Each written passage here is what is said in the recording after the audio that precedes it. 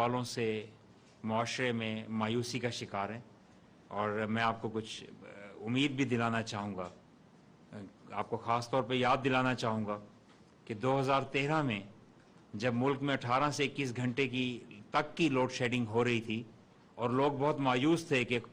लोग बाहर दुबई में मुख्तलिफ जगहों पे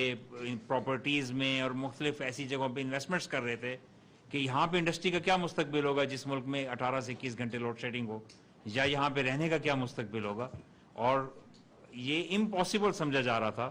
कि किसी एक दौर में इस कई दहाइयों से हुई हुई गफलत को हम कवर कर सकेंगे। तो आपने देखा कि अनथक मेहनत से, ईमानदारी से, ट्रांसपेरेंसी से, मोस्टली फॉरेन डायरेक्ट इन्वेस्टमेंट के ज़रिए बेहतरीन तरीक़ों से एनर्जी क्राइसिस पे काबू पाया गया। और 3 से 4 साल में अल्लाह ने करम किया कि उस वक्त की लीडरशिप ने जितनी मेहनत की, हमारी जीडीपी ग्रोथ रेट बड़ा मिसाली था। मेरी मुख्तलिफ इंटरनेशनल विजिट्स में या पाकिस्तान जो दूसरे ममालिक के वेस्टर्न कंट्रीज़ के वज़रा आते थे, वो कहते थे, mister minister, we can only think about such positive GDP growth rate, it's commendable. और वो कहते थे कि वी कैन, हमें तो सिर्फ ख्वाब में, we can only dream about it, ख्वाब में देख सकते हैं। Practically 5.8% GDP growth rate. और हार्वर्ड जो है वो ये कह रहा था कि अगर पाकिस्तान की ये पॉलिसीज़ और ये तरीका जारी रहा तो अगले 10 साल तक मुसलसल Pakistan is likely to achieve 6% GDP growth rate. तो लेकिन बदकिस्मती ये हुई कि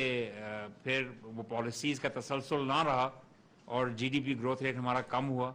कोरोना की भी मिसालें दी गई, लेकिन कोरोना के जो हमारे बाकी रीजनल कंट्रीज़ हैं जो उस वक्त जीडीपी ग्रोथ में हमसे कम थे,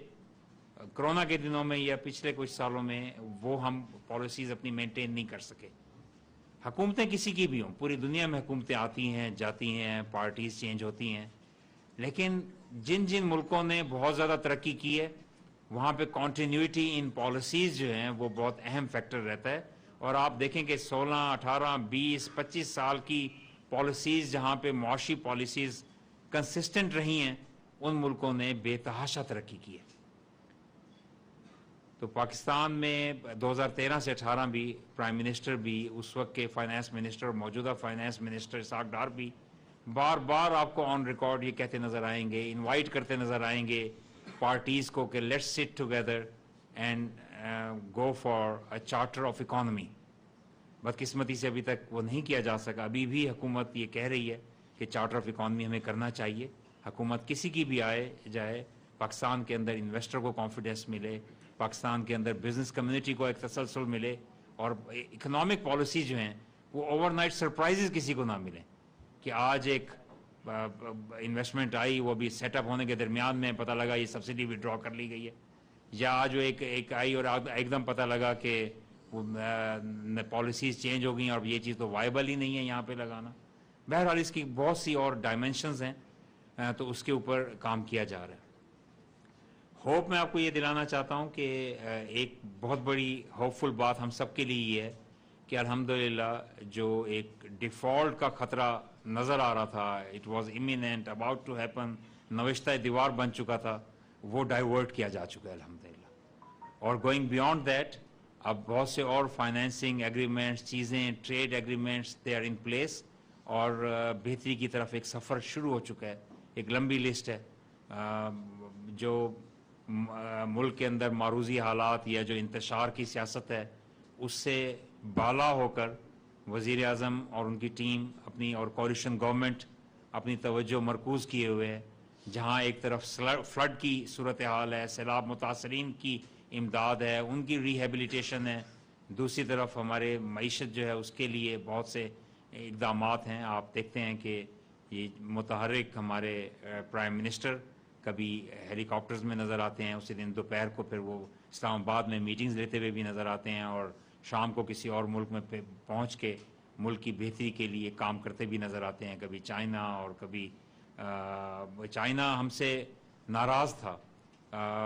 पाकिस्तान की एक बेहतरी का बहुत अहम चीज़ CPEC के प्रोजेक्ट्स जो हैं, ML1 और दूसरे प्रोजेक्ट्स, उन पे आगाज़ ही नहीं किया गया था, मुआहदों को पीछे रखते हुए और पसे पुश डालते हुए उन मुआहदों को नज़रअंदाज किया गया, और चीन को भी नाराज़ किया गया, जहाँ पे کرپشن کی سزا شاید گولی ہے اور بالکل ناقابل برداشت ہے، اور گالی سے زیادہ بری چیز کرپشن کا طعنہ ہے۔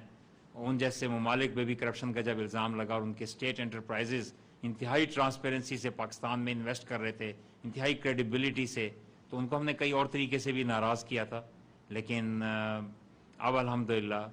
آئس برف پگھلی ہے اس وزٹ کے بعد، اور وہ معاہدے دوبارہ شروع ہوئے ہیں۔ اس میں کاسٹ تو یقیناً بڑھ گئی ہے 4 سال کی ڈیلے کی وجہ سے، لیکن اچھی بات یہ ہے کہ اس پہ کام شروع ہو گیا۔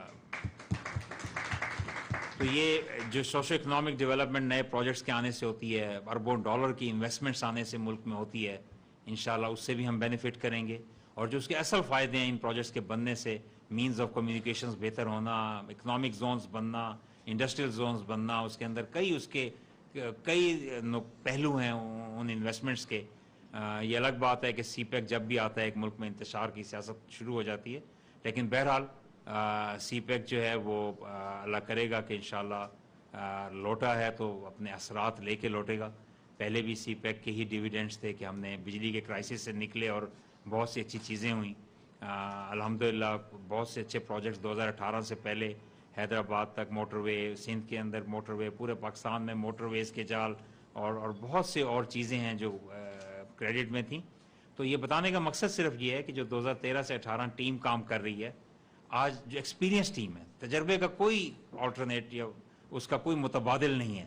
اور جو تجربے ہم اپنی گاڑی کا ڈرائیور بھی رکھتے ہیں تو اس کا تجربہ دیکھ کے رکھتے ہیں، تو جو بغیر تجربے کے لوگ ہیں، اگر مان بھی لیا جائے کہ ان کی نیت یا کوشش ٹھیک ہے، تو بھی تجربہ حاصل کرتے کرتے اتنا وقت ہو جاتا ہے کہ پوری قوم کو اس کی قیمت ادا کرنی پڑتی ہے۔